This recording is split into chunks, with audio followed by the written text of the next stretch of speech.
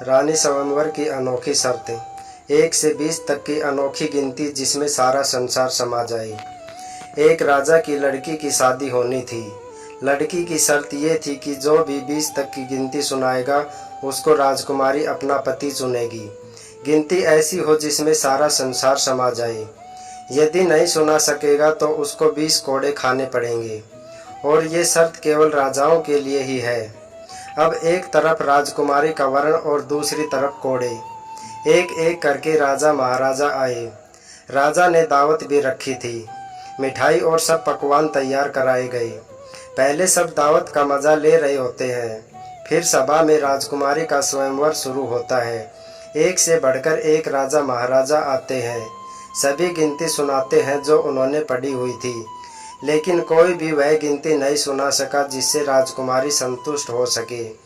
अब जो भी आता कोड़े खाकर चला जाता। कुछ राजा तो आगे ही नहीं आए। उनका कहना था कि गिनती तो गिनती होती है, राजकुमारी पागल हो गई है, ये केवल हम सबको पिटवा कर मज़े लूट रही है।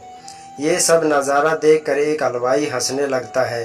वह कहता है, अरे डूब मरो राजाओं, आप सबको 20 तक गिनती नहीं आती। ये सब सुनकर सब राजा उसको दंड देने के लिए बोलते हैं। राजा उनसे पूछता है कि तुम क्या गिनती जानते हो? यदि जानते हो तो सुनाओ। हलवाई कहता है, हे राजन, यदि मैंने गिनती सुनाई तो क्या राजकुमारी मुझसे शादी करेगी? क्योंकि मैं आपके बराबर नहीं हूँ और ये स्वयंवर भी केवल राजाओं के लिए है, तो गिनती सुनाने से मुझे कोई फायदा नहीं और मैं नहीं सुना सका तो सज़ा भी नहीं मिलनी चाहिए। राजकुमारी बोलती है, ठीक है, यदि तुम गिनती सुना सके तो मैं तुझसे शादी करूंगी और यदि नहीं सुना सके तो तुम्हें मृत्युदंड दिया जाएगा। यह सब देख रहे थे कि आज तो हलवाई की मौत तय है। हलवाई को गिनती बोलने के लिए कहा जाता है। राजा की आज्ञा लेकर हलवाई गिनती शुरू करता है।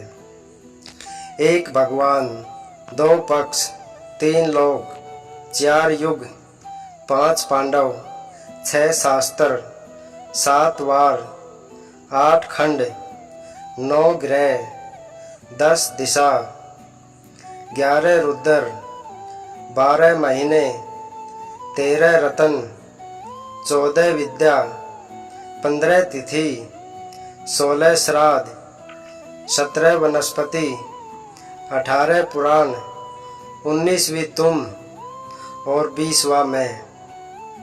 सब हक्के बक्के रह जाते हैं। राजकुमारी हलवाई से शादी कर लेती है। इस गिनती में संसार की सारी वस्तु मौजूद है।